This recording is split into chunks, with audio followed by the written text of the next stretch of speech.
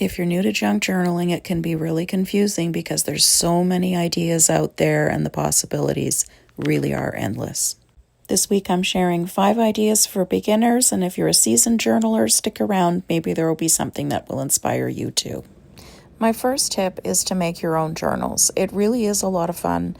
Don't be intimidated. My favorite type of journal to make is the concertina journal. It is really easy and you can make it with anything, even scrap paper. You can make them all different sizes. And basically all you're doing is joining papers together end to end to make one big long strip of paper, and then you just fold it accordion style. I used a ruler on this one because the paper was a little bit thick, but it's really not necessary.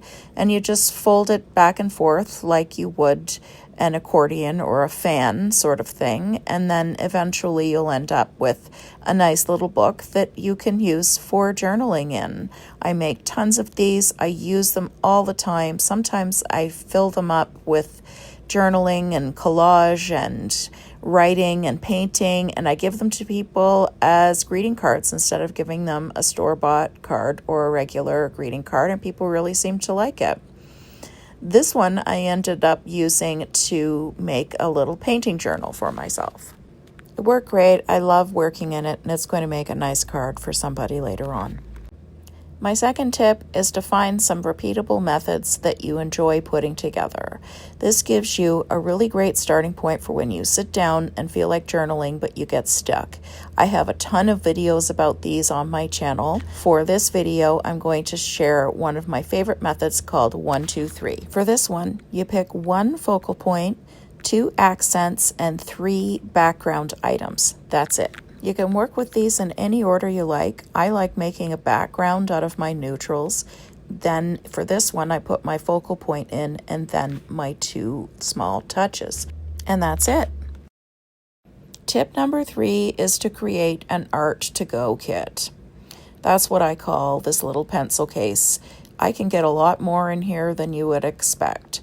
And having things ready for me so that I could just grab my little kit, throw it in my purse or whatever, and take it with me means that I can do journaling on the fly wherever I am. It also means I don't have to think a lot about finding things to work with, and it's just really nice to do this for yourself, and I can fit all of that in this nice little case. Tip number 4 is to start saving your envelopes. Instead of putting these in your recycle bin, you could use these to make beautiful things in your art journals or junk journals. I always keep a pile of envelopes around, and I'm always thinking up things to do with them. For this video, I'm sharing how I use security envelopes, but I flip them around so that I'm using the pattern that's on the inside. If you get lucky, you get some of these envelopes that have really nice patterns on them like this. I have some decorative scissors that I sometimes use to decorate them.